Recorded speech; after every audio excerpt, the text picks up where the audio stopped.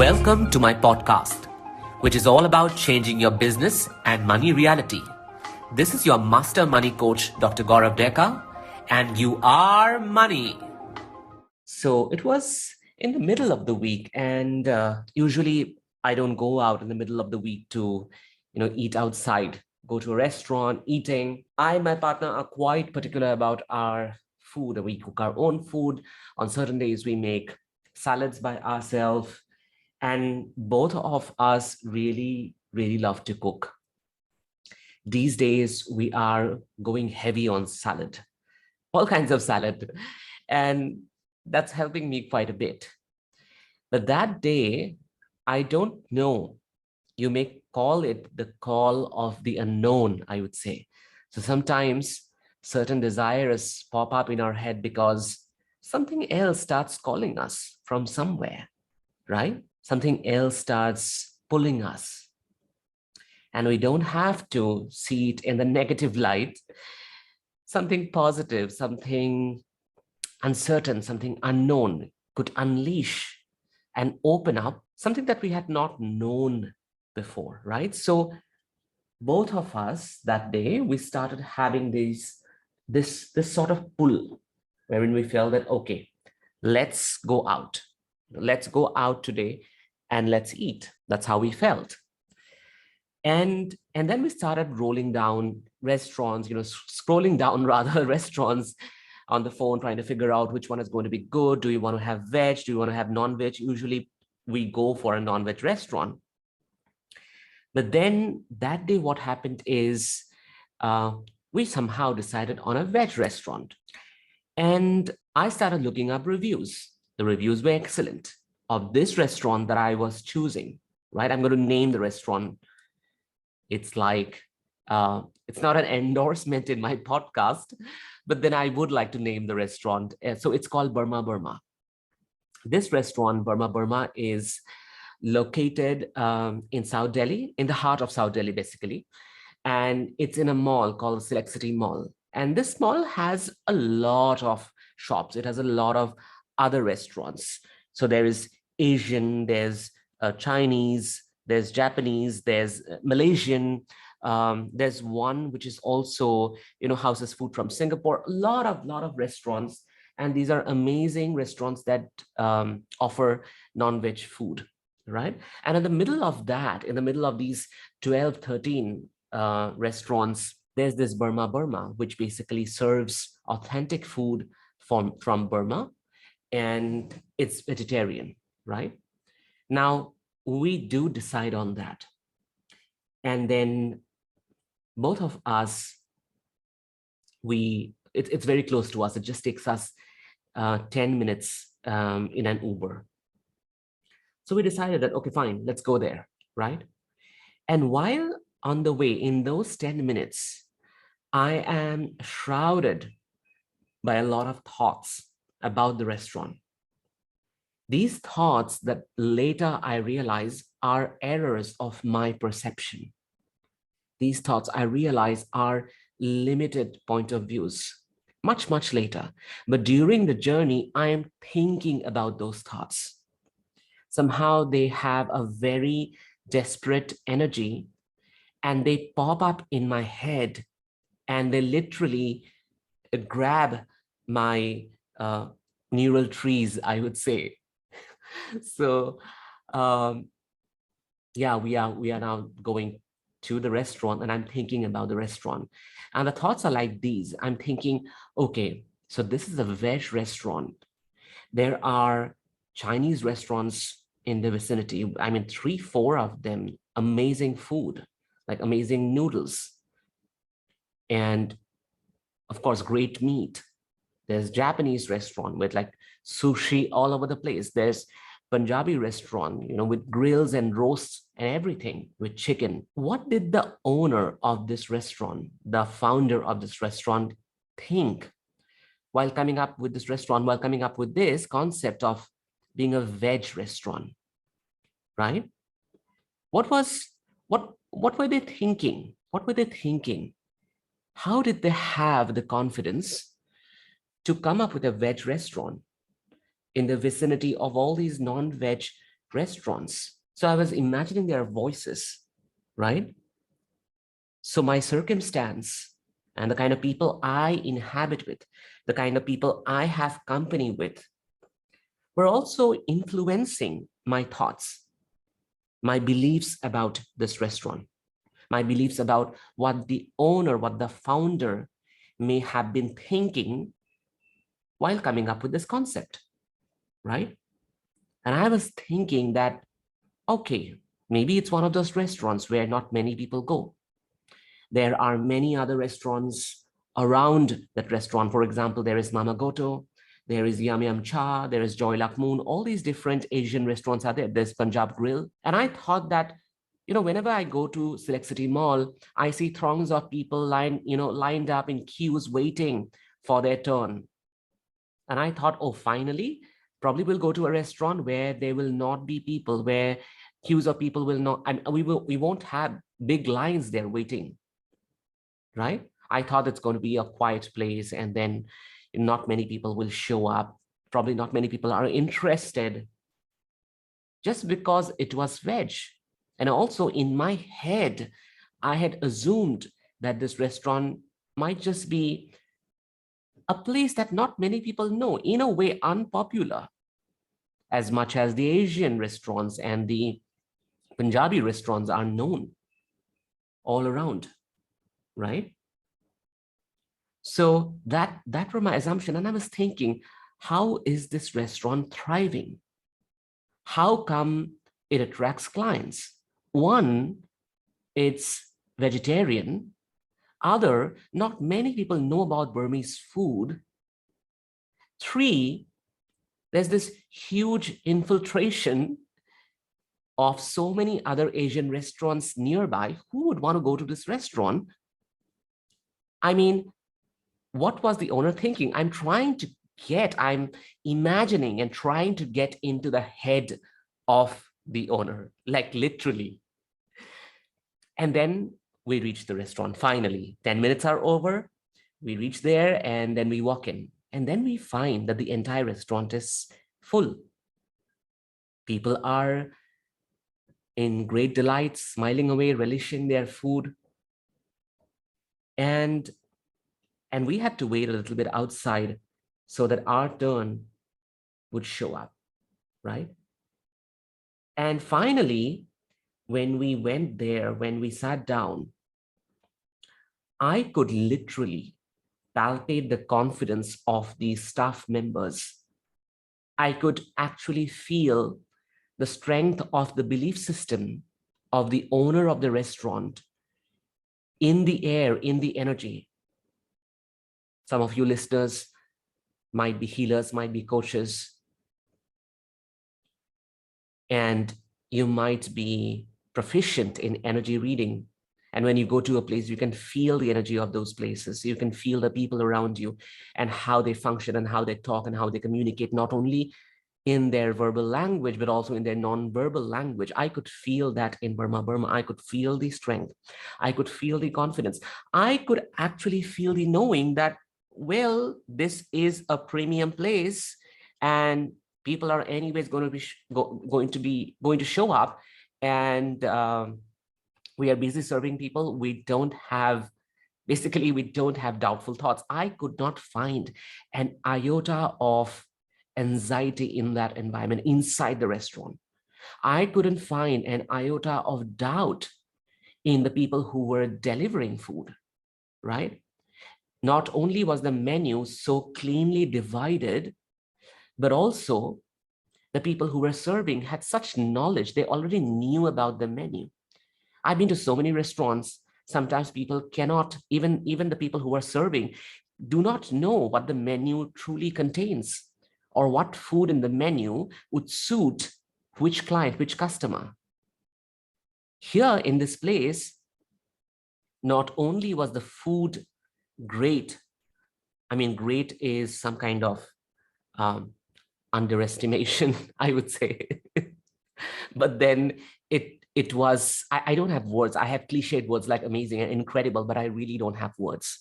It felt as if I always knew this food and I always wanted to have this food, but I didn't know that this food existed. right?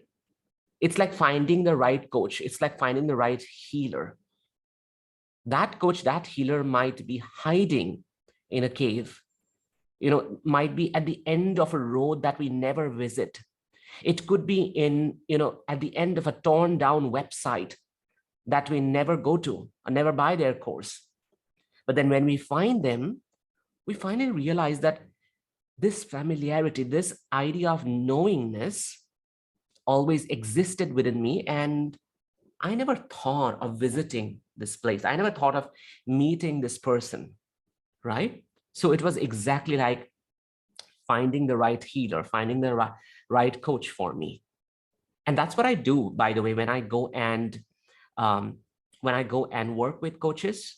When I hire a coach for myself, when I hire a healer for myself, I don't give a shit to what kind of website they have.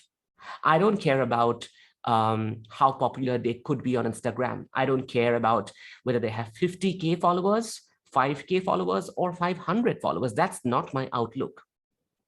I have to get on a call with this person, or I have to have an exchange of communication with this person.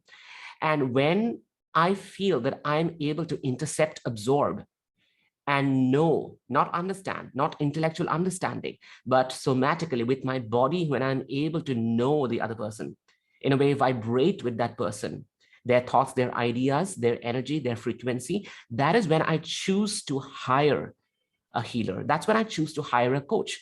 That's how I go about it. I don't waste a lot of time figuring out what is written in their website or what they can offer to me, or counting, oh, this package of session has 24 sessions. Let me read through the entire list, what it contains, and what kind of methods are being used, what kind of interventions are being used. Are they talking enough about relationships? Are they talking enough about money? I don't do that, because then I lose out on the true essence that my body is directing me to, of the person with whom I will make maximum success, maximum growth, maximum money, maximum transformation.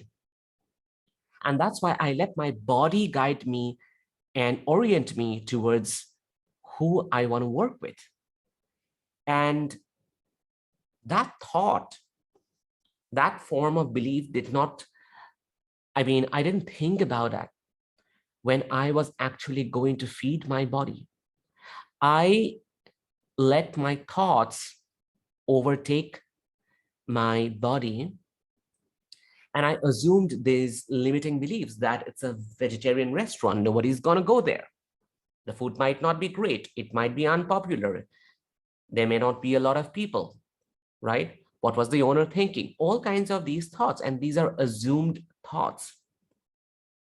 And they were shattered in seconds when I reached there, when I finally had the food, when I could palpate the confidence in the environment, in the people, in the people who were serving, right? So that was like a huge slap on my face, right? And on my way back, I kept thinking that my experience is actually a metaphor for so many assumptions, limiting beliefs, limiting thoughts, thought errors that we may have about our own business, right? Now, almost all of you who's listening to this podcast, you know that I work with coaches, I work with healers. I have a business and money coaching program, which happens to be an evergreen program, meaning it runs for an entire lifetime.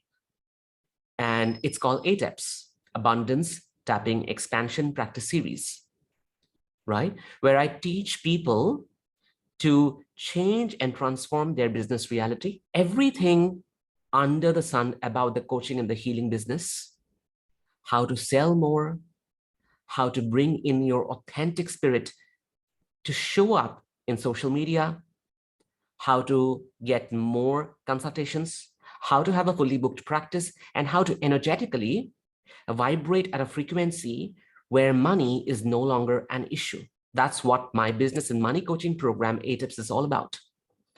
As a result of which, I have a lot of coaches, healers who work with me. And on a day-to-day basis, I hear their issues. I hear their problems, and there are various kinds of problems. Thankfully, 99% of these problems, I would say 99.9% of these problems, are a result of limiting beliefs, are a result of thought errors, are a result of point of views that do not align to what they want to create, right? For example, one of the most common, the commonest thought errors that I get from people. So I am from Guwahati. Guwahati happens to be in the northeast of India, right? So I live in Delhi, but I do keep going to Guwahati. And whenever I go to Guwahati, I work with people. I work with clients. And that has been the trend for the last 10 years, I would say. Okay. So I have a lot of students in Guwahati where in 2017 and 2016, I used to teach regression therapy, past life regression therapy, inner child healing work, family constellation. These were modalities that I used to teach my students back in Guwahati. Now, because I am more focused on enhancing and working with their business, so therefore, my work has become more online. It's more streamlined now. Basically, I sell just one program, and that one program is ATEPS. Okay. So talking about my students from Guwahati, there are a lot of students from Guwahati who tell me that, you know, Gaurav, we are in Guwahati. So it's a small city. It's in the Northeast. We may not have high paying clients. It's difficult to have a fully booked practice because not many people understand this work. Not many people are open to coaching. Not many people are open to things like inner child work. Not many people understand what somatic awareness is. Some of these people think that it's woo-woo or it's, you know, spiritual work, right? And therefore, not only will they not be willing to pay money for it, but the awareness is missing, as a result of which it's difficult to get clients and therefore very difficult to have a fully booked practice, right? So I don't live in a metro like Delhi or in Mumbai or maybe in a Cosmo, or I'm not in New York, so I can't have a thriving practice. And I challenge that. I always challenge that, because if that's what the owner or the founder would have thought, the restaurant wouldn't have thrived in a place where there is already so many restaurants, right? Non-veg restaurants which are more popular, cuisines that are more popular, Chinese cuisine, which is more popular, Japanese, which is more popular, right? Punjabi cuisine, which is more popular, at least in this area, at least in South Delhi. In other parts of the world, it could be different, right? That's not how the owner or the founder thought about. If they would have come from this limiting belief that, oh, there are already these places, and I come from the space which is not very popular, the cuisine that I'm presenting to the world, people don't know about it. I may not have the right audience. I may not have the right platform where audiences can actually spring up, right? I don't have the audience. If that is the thought that would have gone behind in creating this business, the business wouldn't have thrived, right? And that's why I use the same analogy with my students as well. That yes, what you are thinking about your audience could be true to an extent, but ask this: do I know everyone in this small city? Can I be completely 100% sure that people are not aware? People don't know. People will not be willing to invest. People will not be willing to pay me money, right? What happens when you believe in that thought? When you believe in these limiting beliefs, what exactly happens? You downplay yourself. You don't show up. Instead, I tell them that what would happen if you were still willing to believe that there is an audience for you, and you don't know 100% of that audience because you don't know thousands and zillions of people living in the city. Even though it's a small city, there are so many people living here. Do you know each and every one of them? You don't know, right? So your assumption is not factual. It's not a fact. It's a point of view. It's a belief. And when you operate from that belief, you only end up playing less than who you could be in your 100% potential. One of the other beliefs that I get, or rather problems that I get, is we are in the healing industry. We are in the life coaching industry, right? So it's not a regulated industry. And if we are spiritual healers, some of us are spiritual counselors, and if we live in an area flooded by certified psychologists, right? Who will ever come to us? Why would anyone come and pay me if I'm living in an area, if I'm living in a locality or in a city where there are already so many psychologists who are registered, right? Clinical psychologists. That's one issue that I get from my students all the time.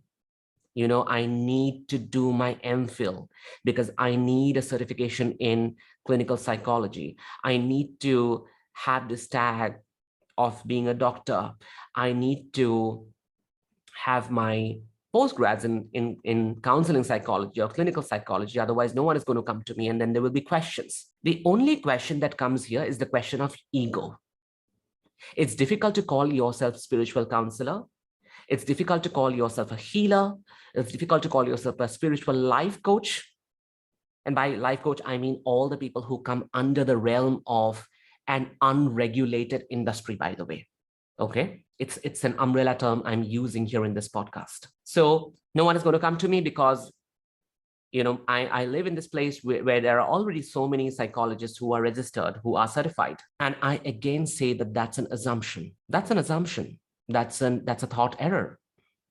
That's a limited point of view, because there is audience for each and everything. I go back to my example of Burma Burma once again, which played as an experiential metaphor on my way back.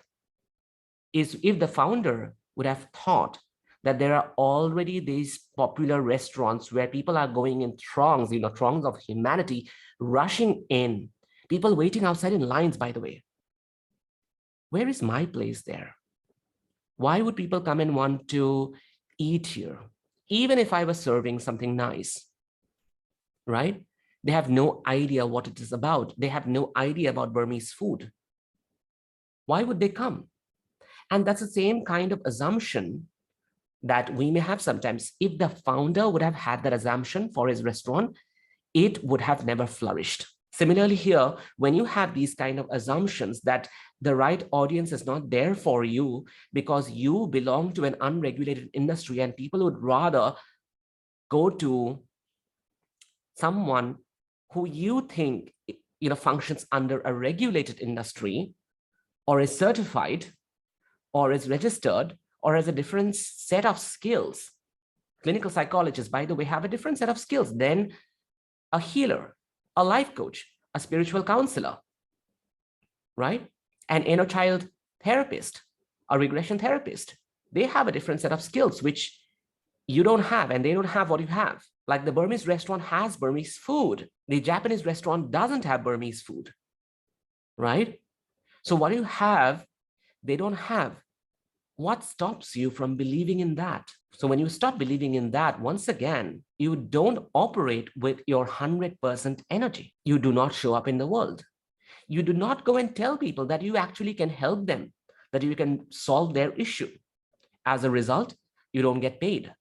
As a result, your business does not thrive. And then you make the circumstance the reason for your business not thriving when you say, oh, it's because I am in the city, I'm in this region, I'm in this locality where there are registered psychologists. As a result, no one comes to me, right? But the truth is, I have downplayed myself and I have a thought error.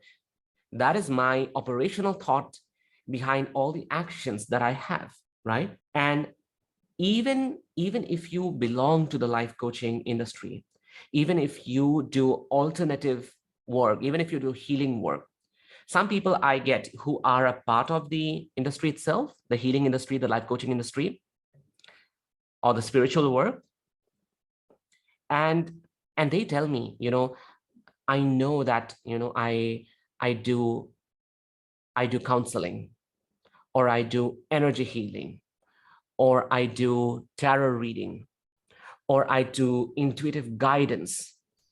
I help people find their inner core. I help them in finding the voice. I help people, I help empower them to their future state, right? I help people find their soulmate. I help people do manifestation work, but I don't know XYZ modality. I don't know things like regression therapy. And I get to hear this a lot because I happen to be a regression therapist myself, right? So people would come and tell me that, you know regression therapy, but we don't know.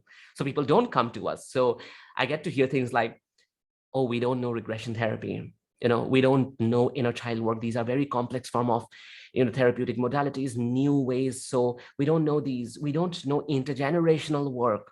We don't know family constellation. And people who know those will say, oh, I don't know CBT, right? I don't know REBT. The psychologists are the ones who know them.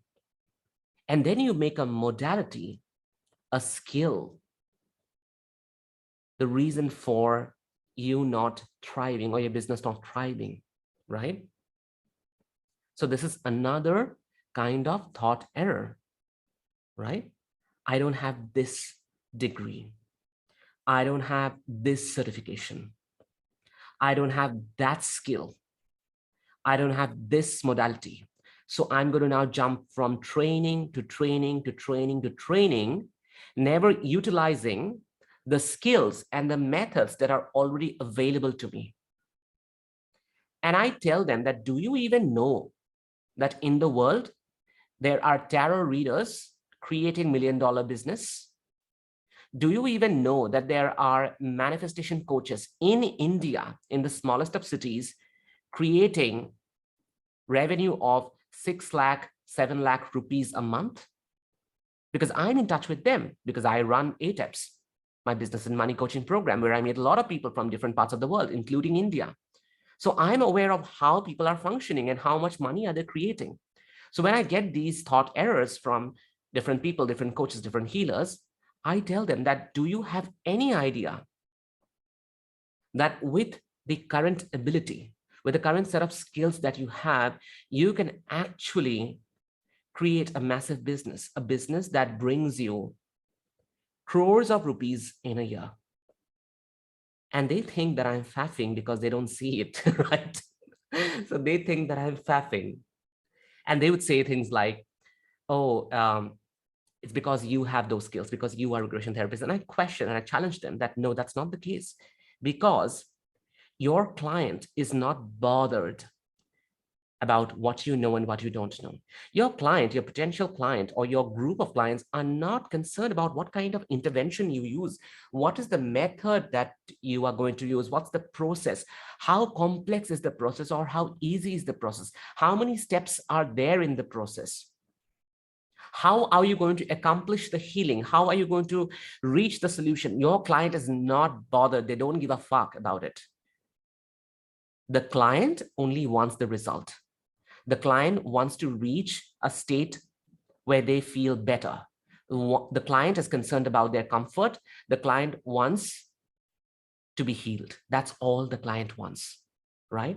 It is you who is worried about how you're going to do it, and that you cannot do it if you do not have a certain degree, if you don't have a certain qualification, if you don't know a certain skill.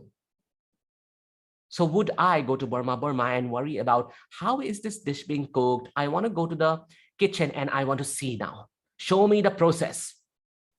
Am I going to do that? No, I was relishing and enjoying the food.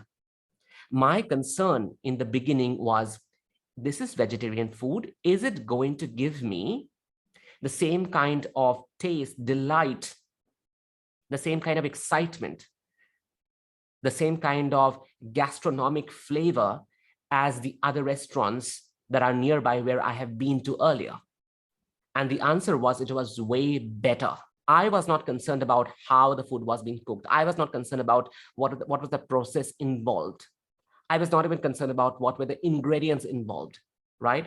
I just went there, looked at the menu, ordered, ate, and felt great. That's what happened to me. And that's what your client is. They are going to come to you. Go through the process, whatever your process is, and feel good. And then they'll pay you and they'll go, right? That's what is going to happen, isn't it? So from the payment part, again, one more thing showed up is this another belief system, another limiting point of view is I can't charge 10,000 per session. I can't charge 15,000 per session. I can't charge 20,000 per session because of all the other reasons. I am from a small city. We don't have that kind of audience here. I am not certified. I don't have XYZ skill. I am not trained in so-and-so modality, so I can't charge this much. And that's a lie. That's a lie. If a veg restaurant in the middle of all these non-veg restaurants could charge as much, and in some cases, in many cases, I would say, higher than the restaurant, your trainings, what's so special about, your work, your healing process, right? People ask me, because currently, as I'm recording this podcast, I charge 28,000 US dollars for 6 months of healing work with me, coaching with me, which is close to 21 lakh Indian rupees. And ATEPS right now is a lifetime program priced at 1.75 lakh rupees. And from July 1st onwards, this early bird price of 1,75,000 is going to go, and it's going to become 2,50,000. And so people tell me that why is it priced so highly? Why is it so expensive? And I, of course, wondered about that question. Sometimes I choose not to answer. And one of my friend and colleague, she said that, Gaurav, you know what? People pay you for your energy. I was like, oh shit, that's true. People pay me for my energy. People who still sign up for my courses, clients who still come and choose to work with me, they have hundreds of options to work with in this world, right? Some people who barely know me have one conversation, have one consult call, and then they want to sign up, and they sign up by paying that amount in full in advance, even before the coaching begins, even before the course begins. Why do they do that? They do that because of my energy, not because of the process that I bring to the table, not because I'm certified in so-and-so modality, not because I have certain skills that other therapists and other counselors and other coaches don't have, right? And because I don't let these limiting thoughts become my defining thoughts. They are not my operational forces, right? I could have assumed, like many other people who assume around me, students, colleagues, that, oh, they are going to go to the popular ones, they'll not come to me, so let me lower down my price, right? And that's an assumption, because you think that they are the popular ones, the other ones are popular ones, so you may not have the audience, right? But I'm going to tell you that there is audience for every coach. There is audience for every healer. There is audience for every single service provider. It does not matter what modality, what skill you use. It does not matter whether you have a website, whether you will have Instagram followers, whether you have 10,000 friends on Facebook. It does not matter. What matters is your willingness, your belief in what you're providing. Whether you believe that whatever you're providing, whatever you're offering to the world has value or not. Like the founder of Burma Burma, believed that what they were offering has immense value. So there will be people, as a result, people show up. This is manifestation stuff I'm talking about, right? But that's true. That's true. If you believe what you're offering to the world has value and people will be willing to pay for it, you quote any number there and people are still going to show up. People will come in throngs and buy from you. But first, you have to do the inner work to find the belief, find the point of view, find the thought that's going to work for you, right?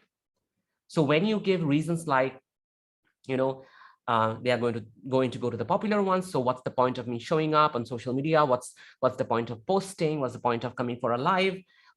and on top of that, I can't charge 21K per session or 50K per sessions or 1 lakh per session, talking in rupees, right? Or $5,000 for a 3-month coaching program. I can't do that because they would prefer to go and see one of those 20 psychologists who are living in my area, or they would want to go to the popular ones, or they want to go to the ones who have better certifications, better skills, and better modalities than I have. These are limiting thoughts. These are thought errors, right? And these happen because, of course, we were taught as children to perceive the world in that manner, that our self-worth is defined by these external factors, things like the city you grew up in, right? The economy you grew up in, the country you belong to, the color of your skin, the degree you have, the certifications you have, the skills you know, whether you know computer or you don't know computer, right? What kind of clothes you wear, how you look, what kind of language can you speak? Can you speak English? Can you speak Hindi? Can you speak Mandarin for that matter? We were taught to assume and think about our worth and think about how the world perceives us and why the world would consider us as qualified based on all these external factors, which is completely untrue. And this is not the fault of our parents, of our teachers. Even they were taught like that. It's a systemic form. It's systemic percolation. The kind of lens that we had about the world and how the world looks at us, and if the world would consider us worthy, is a result of systemic repercussions, right? And I tell people that your self-worth and how you look at yourself and how you decide whether what you are offering to the world has value or not, and how you are willing to believe, if the people are willing to pay you for what you offer, is a result of your inner belief, is a result of your inner confidence, is a result of you deciding to do the inner work in all areas of your life that block you from realizing your greatest potential, right? That's what I say. And that's what I teach in ATEPS. So you may unconsciously dim your light, accept failure, and never believe that you will ever have an audience, let alone pay you a high-paying price, right? Pay you a high-paying ticket for your programs or for your trainings or for your sessions. And I, in ATEPS, always challenge that belief. And you and I together, we do the inner work. Because these beliefs and these point of views and these errors are so deeply embedded in your body, they are embedded in your somatic. It's difficult to decide that, oh, I'm going to throw all these thoughts away today.